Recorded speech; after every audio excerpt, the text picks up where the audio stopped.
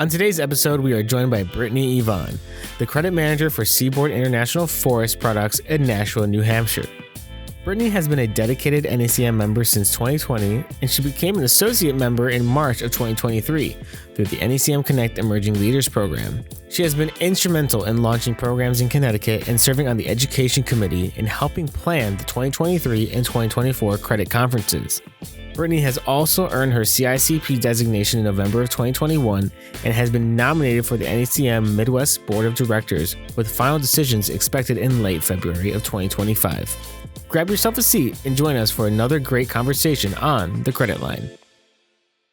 Thank you all for being back here. If this isn't the first episode of the Credit Line podcast, as I'm jumping around with different guests and different interviews, but today we have Brittany Yvon. Thank you so much for taking the time to get on a interview with me, as I'm very excited to get to know more about you and your journey within the credit industry. Well, thank you for having me. I'm really stoked that you had asked me to join your podcast. Yeah. Tell me a little bit more about yourself, kind of what you're doing now, and just the current day things for you. I am the credit manager at Seaboard International Forest Products. We are located in Nashua, New Hampshire. I am on week 3 as the credit manager here. Brand new company for me.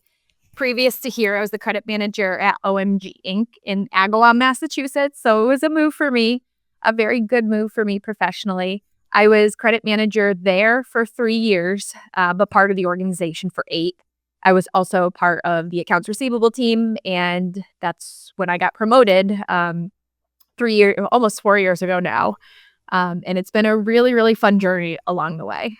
As for me being newer to NACM Connect, actually I'm coming up on my year in February on Valentine's Day, me having to learn everybody and the companies that they're from, and it's like really the first time contacting you about this podcast. And then I got the wrong email because you already had switched over to the other company. But it's great to see. Yeah, so that's kind of how that happened. And now I got everything correct and everything's good. Getting to know people's credit journey and their whole thing is always comes down to, well, I wasn't expecting it and now I'm here and I do love it and it's different and I wish people would know more about it. And so I know you mentioned just really briefly like the quick journey, but what got you really into the whole credit industry? Like, was it something by surprise? Did someone introduce it to you? Something you didn't like with the last position that you were doing? Things like that. So it really was kind of sprung on me. My dad is a former credit manager. So I kind of knew most of my life at a high level what my dad did. In college, I was a communications major, and my dad strongly urged me to take accounting 1. I am not good with math. I did not want to do this, but I agreed to do it just to appease him, and I absolutely hated it. But my first job after college was at Enterprise Rent-A-Car.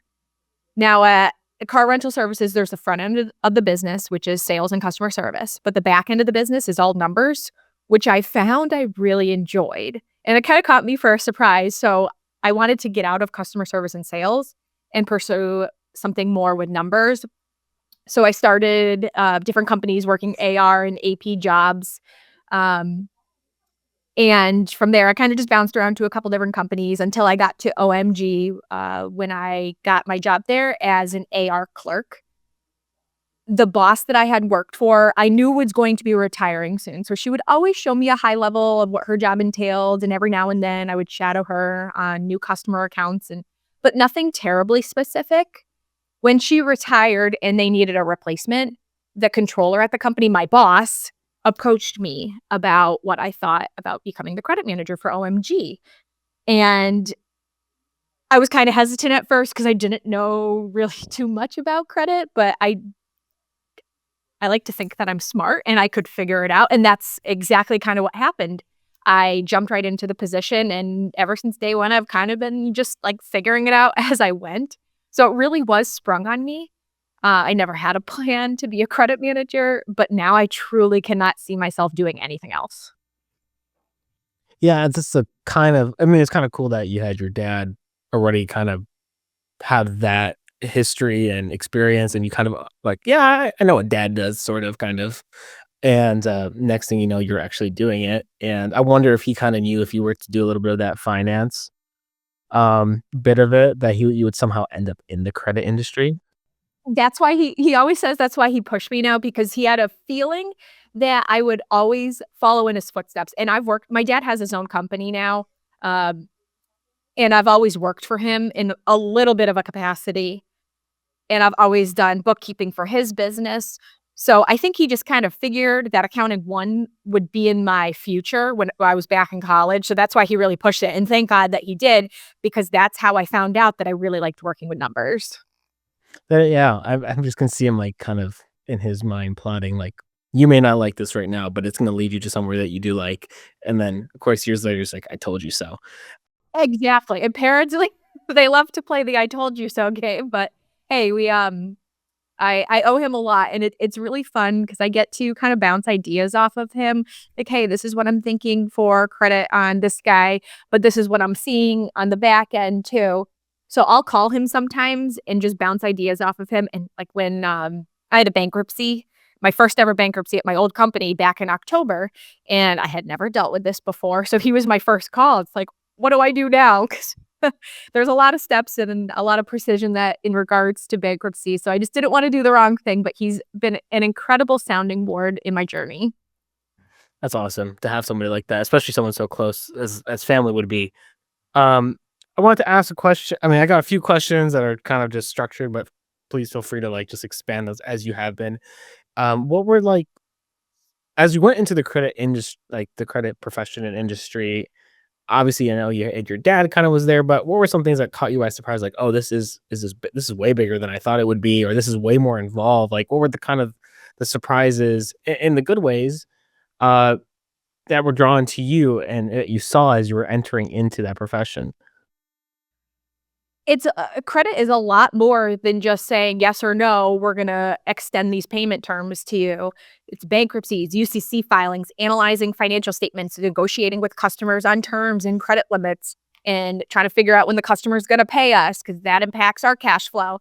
So every day is just kind of something new. And of course, during COVID, all of us credit managers had to deal with the unexpected in ordering patterns. I know for my old company, we had massive increases, and I'm pretty sure this is the same thing across the board. So ordering patterns were beyond the norm. So credit limits had to be increased exponentially.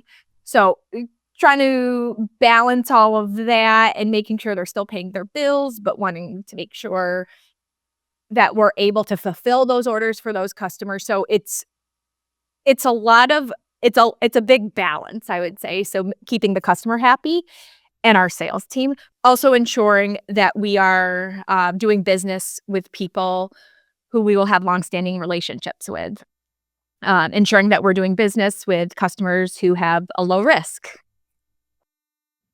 Yeah, I mean, I was gonna mention like the COVID thing because I mean, I'm not someone who's directly involved with credit, even though I work for an ACM Connect as a marketing coordinator, which people always think that, well, then you must know all the credit stuff. Like, actually, I know how to market things. Credit is not really my thing, and that's actually why I do the podcast for everyone out there to get an idea of what it is, and then also for me to be more become educated on it. And I was curious about like how that the COVID stuff would really impact that because I remember like just as a consumer, like everything was all sort of whack, with supply and demand and pricing and this and that. And so I can only just imagine on the back end for the credit managers what that would look like and how maybe people will come up with crazy stories of why they should be granted credit or not or this and that. And so I don't know if you wanted to go too much into it, but what would you say that COVID like poses the biggest challenge outside of just like, hey, the supply was everything was kind of weird, but like, what were like the main things that maybe other people wouldn't have thought about, who are in that part of the world? Well, during this time, I think everyone was trying to hold on to their cash. So our payments were slowered, even though our orders were increasing. And it was, again, it was just trying to balance increasing the ordering patterns and making sure that the credit limits were appropriate for that, but then also making sure that these customers were still paying their bills. I think everyone was just so panicked on what was going to happen that payments were slower. And then, of course, with the raw materials, prices are changing. So invoicing wasn't correct. And it was just you were getting hit at from every single angle. Every customer was up against their credit limit. So having to do all these increases. And with my former company, to get an increase, you had to jump through some hoops. You had to go up to corporate, get like 5 different signatures. And it wasn't easy. And having to balance all that just made the days go by really, really fast, which is a great thing. But it was just a lot of a huge balancing act. And that's the word I keep saying, but that's what comes to mind. It was just crazy times, and I hope we don't have to do that again. I was brand new at that time as well. My company was really, really affected in 2021, and I got promoted May of 2021. And I think that's when stuff started to really shape up for my old company. So as a brand new credit manager, I'm having to increase every single one of our top 10 customers' credit limits. And these are all multi-million-dollar customers. So learning this process and then also reading their financial statements to make sure that the credit limits that we gave them, their financial statements were supportive of those credit limits. So I think it was a really good thing for me because I was forced to jump into it right away and kind of learn what the job entailed.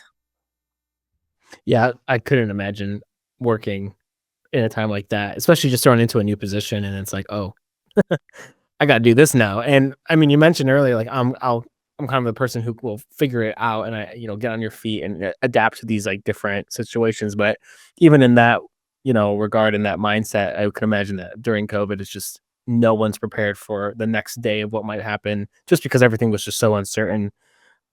Even if you're still getting orders and all these things, but then the processes and then the way that people might be responding different ways, on a psychological level and all that stuff. So I think from what I'm understanding, even outside of our conversation, is that credit, like, it obviously deals a lot with people.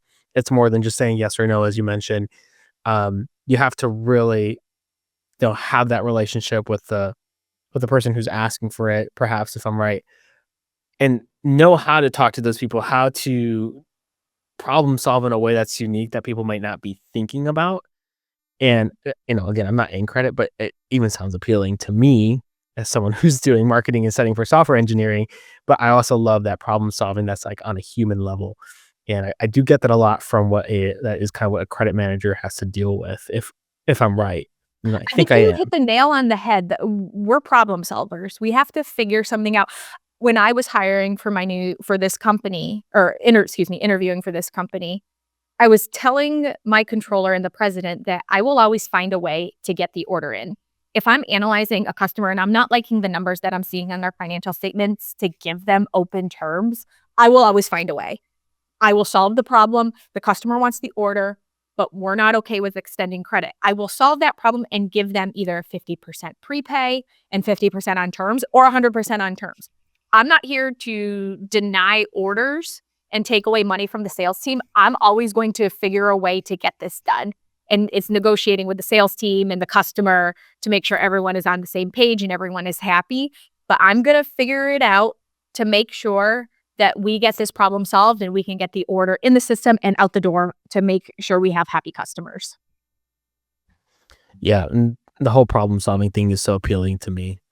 And I love tinkering and doing things and making sure to like, all right, well, this doesn't work. Then how do I make this work? Or do I have to create like a new tool to make it work, a new solution? Just like you're mentioning, like maybe if I don't like the numbers, like how am I going to get to that point where we can say yes, we can accept, or like come to an agreement of certain terms or whatever it might be. But I want to transition over to more of those people who may not be in the credit industry and have no idea about it. And I always ask these questions relating to the education and just kind of the appeal to credit is who do you say like a credit profession is for? I know we said problem solvers, obviously that would fit into what we were saying, but beyond that, who would you recommend this line of work for? I think someone who can think outside the box, someone who has great business communication skills, someone who is flexible and can adapt on the fly. I think that's incredibly important. If you are stuck in a certain mindset and nope, this is always the way things have to go, credit is not for you. Credit is changing every single day. It's customer dependent, it's order dependent. So you really need that flexibility in this role. This podcast is brought to you by Careers in Credit. If you're an employer looking for top talent, or if you're seeking exciting career opportunities in the credit industry, Careers in Credit has you covered. They offer a range of outstanding job listings from excellent employers ready to hire.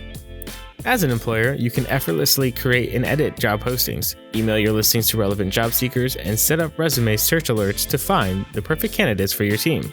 Plus, you can view and print reports and statistics to keep track of your hiring progress. If you're on the lookout for your next career move, explore the vast array of opportunities available at Careers in Credit. So, get connected today by visiting careersincredit.org, and your next great hire or career opportunity starts here. Yeah, and that's the constant narrative that I'm getting is it's always changing. It's very, I don't know if fluid is the right word, but Absolutely. I feel like that probably is it. Yeah. And I wanted to move into then the education briefly, because obviously we can come back to another episode and even go deeper into the education of things and in your journey or, what those things might look like.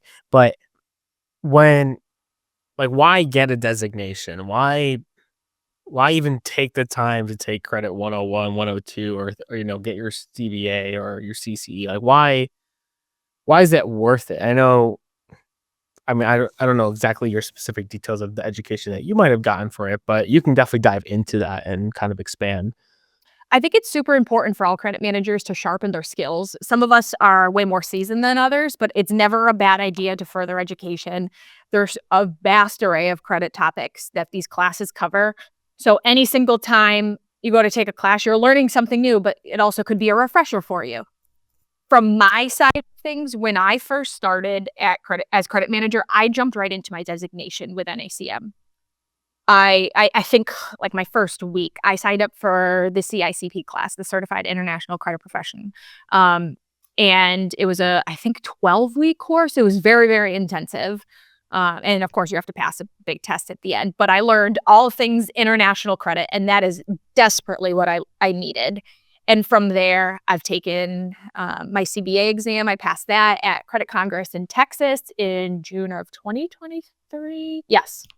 And I'm currently working on my CBF right now. So I know I'm a baby in this industry. I have so much to learn. So diving into these classes is super important to me. And I have to dedicate a lot of time to getting my reading done and my classwork and then my quizzes every single week for my CBF.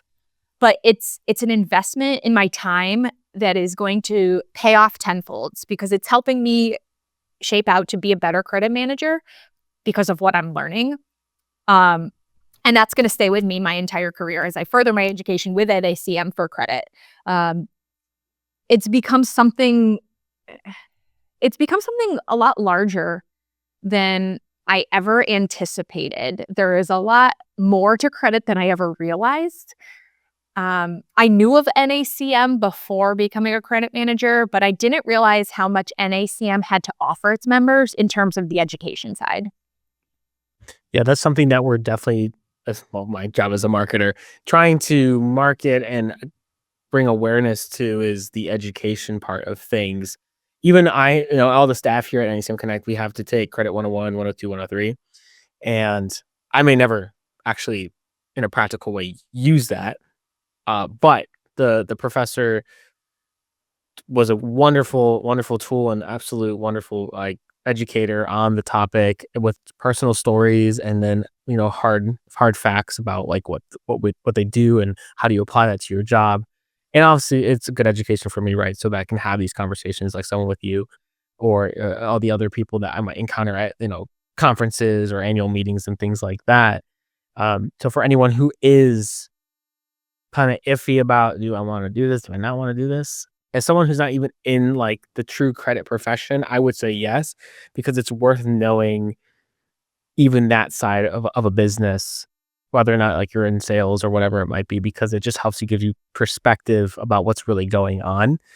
I'm assuming you would probably say the same thing, and then you could probably do your job better at being a more well-rounded employee of the company. Oh, 1000%. And can I ask who teaches Credit 101? I believe it's Dave Condon. I don't think I've ever had him as a teacher for any of my classes. I believe that's it. He's absolutely wonderful. I think he's right out of Michigan, like in the state of Michigan, wherever. And it's on our website at nacmconnect.org. and you can just go right to the IOC classes and the schedules and courses, and you can find all the information there. And if I'm able to, I can put links down into this episode description and everything like that, so you can go check him out. But he was absolutely fantastic. And understanding that these are people who didn't or who don't really have the fullest grasp of credit, but allows you to kind of take everything in kind of bite size, but still provide you the whole meal of everything. Um, I know that's hard to do as a professor, is to, be in a way entertaining, but also Right. educating, because I am one hard student. And if you're not teaching the way I want you to be teaching, I'm clocking out. But It's he hard. was, It really is hard to work 9 to 5, have family life stuff, and take on the education, because I try to get it done during work, but sometimes it flows outside of work, and that is a commitment on time. So going back to school, I know it's not traditional school, but it is in a way going back to school to further your education in your career.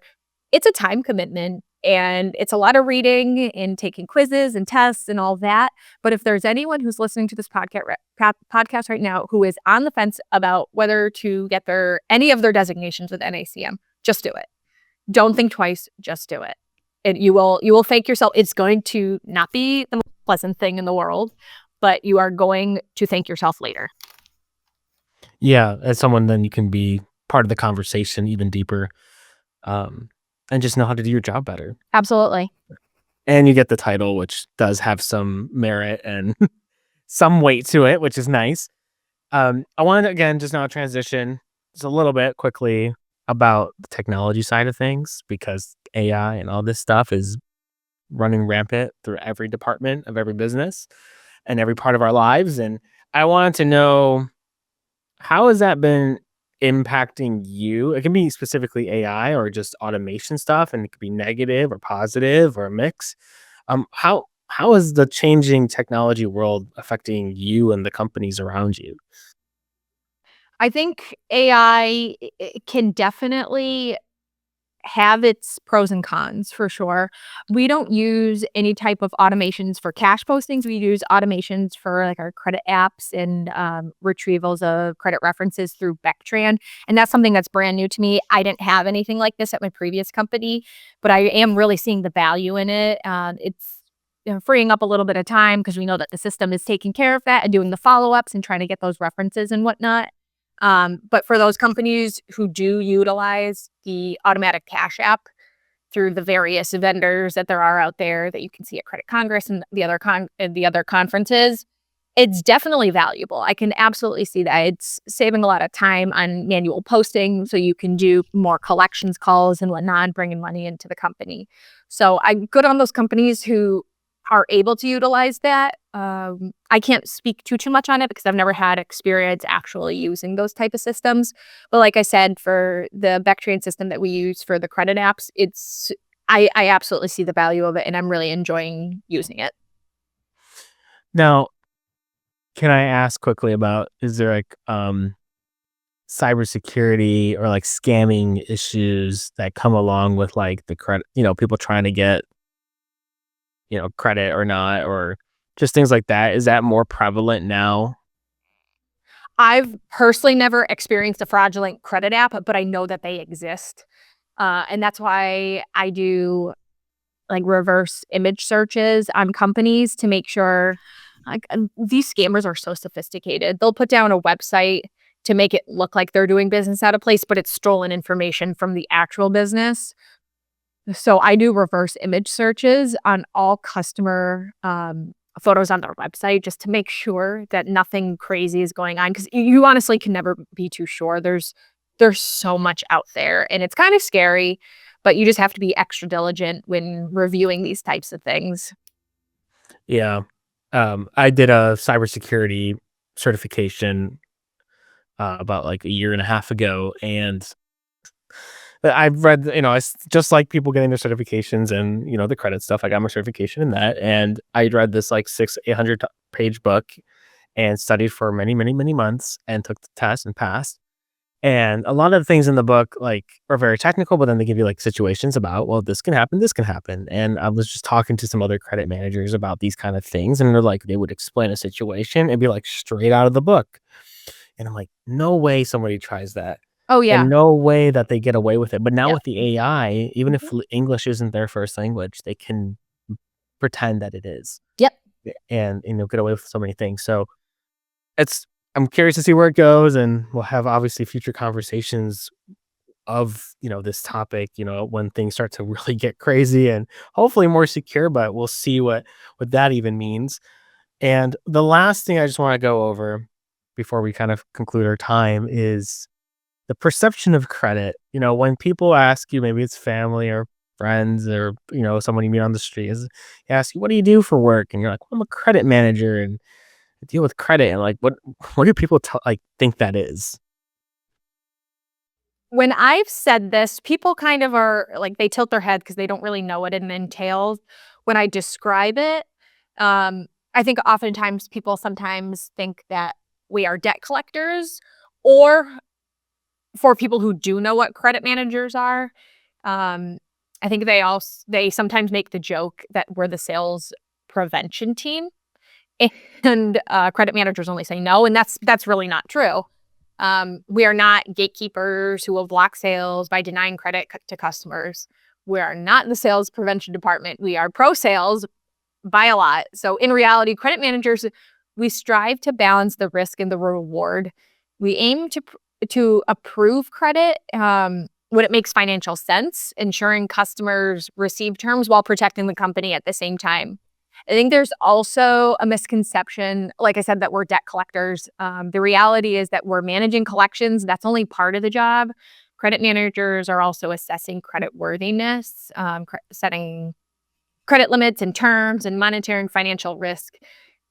Um, so it's a lot more than just collecting debts, and we try not to say no. We try to make it work, but it's a lot more to it than just those two pieces. Yeah, because that's just the perception. Even when I got the job on Indeed or whatever, and it's like, "Oh, okay, there's a credit association. What does that mean?" I looked it up. I'm like, I still don't get it. Yeah, no, I can understand why you wouldn't. And I was even kind of skeptical, not because as someone who just comes from the outside world and doesn't know anything about it, like you hear credit and credit kind of sounds like a bad word. At least to me, like I just don't. I understand it from a consumer level, but all I think is credit cards, and then like Exactly. gotta pay my bills, Yeah. otherwise I'm gonna get my credit score down. And so that's all I was understanding. And then once I was actually, I feel like now that I've almost been a year in, do kind of finally understand the gist and everything about it. So I wonder, like, as this podcast aims to target multiple different demographics, which is one of the experienced and kind of veteran people within the industry, it reaches them to build deeper conversations. People like you who are have experience but are like newer and want to continue growing their education and their skills within their job. This is for them. And then it's definitely for people who are, don't know anything about it, but maybe are coming from a finance background or even a marketing background, whatever it might be, but they just don't know what credit is. And this is just to shine light on it, knowing that it's not like a weird business. It's not like this thing that's like hidden in the dark, and it's something that you shouldn't even name it, because I think a lot of times that's what a lot of people do think when they hear the word credit is just either a bad word or I'm not familiar, so I don't want to touch it. And so this is what this podcast aims to be, is a way to create bridges and explore and be curious and all these things. And um, I'm glad that I was able to have this conversation with you, and hope to definitely have another one soon about something maybe even more specific. And I can ask people about, maybe they want to learn something more specific about a certain topic that you might be interested in, speaking to. But do you want to say any last things? I'm not sure if I cut you off on a thought. I just want to give you an opportunity if you had anything. No, I really appreciate you having me, and it's interesting to hear about where you came from and where you are now with NACM. And who knows, by the end of all this, talking to all of these credit managers for your podcast, who knows, maybe you'll be a credit manager one day, Jonathan. Who knows? I'm studying software engineering. Um, Oh and yeah, there you go. I'm going for software engineering. I was a wedding photographer. I've been doing that for a long time. I'm big into video, and now it's like, oh, this kind of does sound pretty interesting. So who knows? They will You have know what like, would be a really interesting topic is asking all credit managers that you're interviewing, what did they go to school for and what did they want to be when they entered the yeah, workforce? And right. just to kind of see where we all came from. Whether it's going to be the last episode or the next episode, I'm trying to figure out which the order is. It doesn't matter. But the person that I was talking to, they said they were actually in marketing, and Just they like you. hated marketing, and they Yeah. graduated from marketing, and then but they're like, also I hate finance, but now I love credit, and that's like his favorite thing. And absolutely, I would love to just get everybody's like a survey of people to like, where did you start Yeah. from? It's like, oh, you're from there? That doesn't make any sense now you're here. And we're trying to still create those kind of stories, but also not have it happen by chance so much, but to be like, oh yeah, this is a profession, this is a good profession, and it's needed. And it requires someone who is a thinker and a problem solver and someone who thinks outside the box. And so, but thank you again, Brittany, for taking the time. I'm so glad that we had to have this conversation, and I definitely hope to have another one with you soon.